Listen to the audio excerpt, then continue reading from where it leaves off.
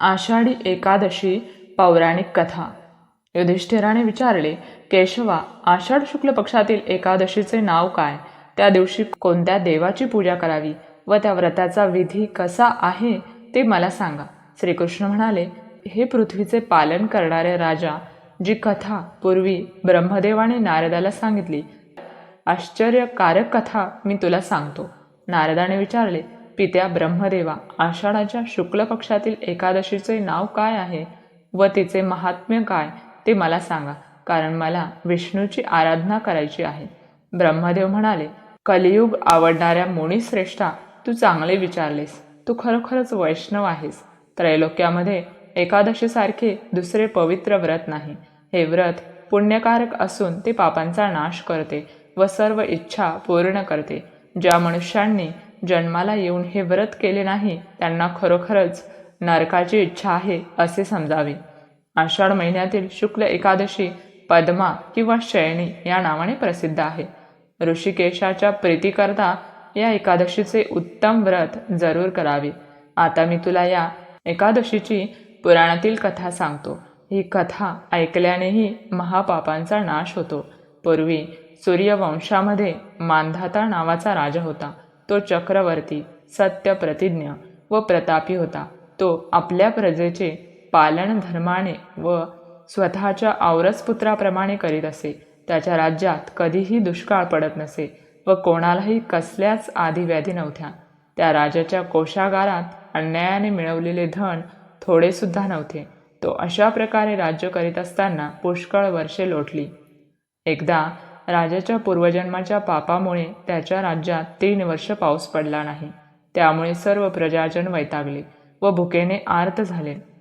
राज्यात धान्य अजिबात नसल्यामुळे देवयज्ञ, पितृयज्ञ, अग्निहोत्रे व वेदाध्ययन हे सर्व बंद पडले. तेव्हा सर्व प्रजाजन राजाकडे आले आणि म्हणाले, राजा, प्रजेला हिताचे ठरेल असे आमचे बोलणे ऐक. पुराणामध्ये पंडितांनी पाण्याला नारा असे म्हटले आहे.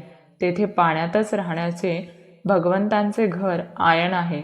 म्हणून तर भगवंतांना नारायण असे म्हणतात. नारायण सर्वांच्या हृदयात राहतो.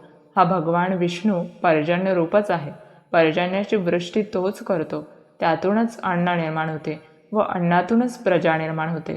हे राजा, असा हा पर्जन्य नसेल तर प्रजेचा नाश होतो.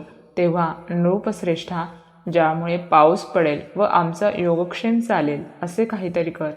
राजा म्हणाला, प्रजाजनांनो, तुम्ही सांगितले ते अगदी खरे आहे. अन्न हे ब्रह्मस्वरूपच आहे.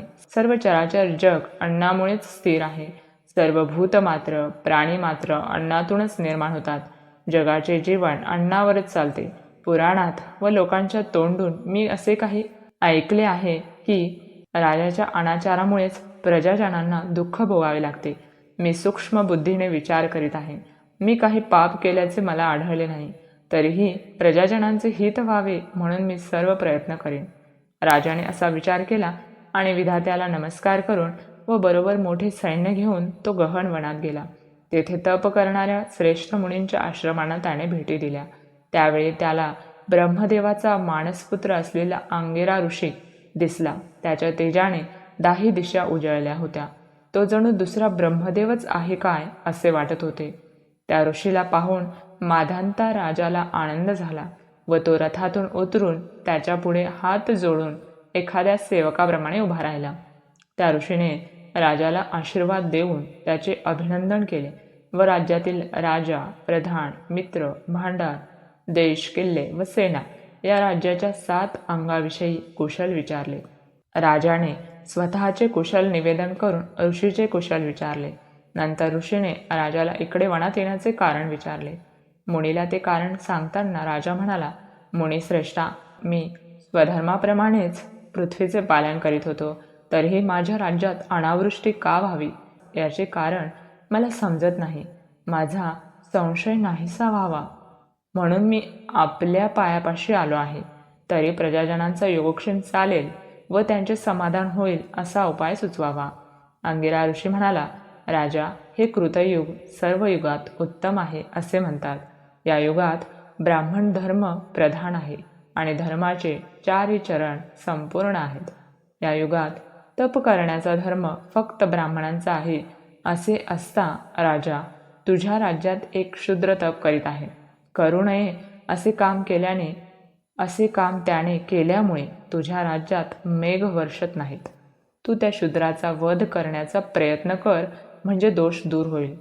राजा म्हणाला, तपश्चर्या करणाऱ्या त्या शूद्राने माझा काहीच अपराध केलेला नाही. तो निरपराध असताना मी त्याला मारणार नाही. तरी दुष्काळ नाहीसा होण्यासाठी मला एखादा धार्मिक उपाय सांगा. ऋषी म्हणाला, राजा, असे असेल तर तू आषाढ शुक्ल पक्षातील पद्मा नावाच्या एकादशीचे व्रत कर. या व्रताच्या प्रभावाने तुझ्या राज्यात निश्चितपणे उत्तम वृष्टी होईल. ही एकादशी सर्व सिद्धी देणारी आहे व सर्व उपद्रवांचा नाश करणारी आहे. राजा, तू आपल्या परिवारासह व प्रजाजनांसह या एकादशीचे व्रत कर. मुनींचे हे म्हणणे ऐकून राजा घरी परतला. आषाढ महिना आल्यावर त्याने पद्मा म्हणजेच शयनी एकादशीचे व्रत केले. ब्राह्मण, वैश्य, शूद्र या चारी वर्णांच्या प्रजाजनांनीही हे व्रत केले. राजा त्या सर्वांनी असे व्रत करताच मेघांनी वर्षा सुरू केली. सर्व पृथ्वी जलाने भरून गेली व थोड्या दिवसातच शेते पिकांनी शोभू लागली. ऋषिकेशाच्या प्रसादाने सर्व लोकांना सौख्य लाभले. याकरिता पद्मा एकादशीचे हे उत्तम व्रत अवश्य करावे. हे व्रत ऐश्वर्य व मुक्ती देणारे व सर्वांना सुखदायक आहे.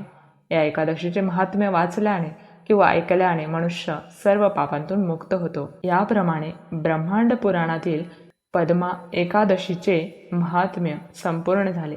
श्रीकृष्णार्पणमस्तु.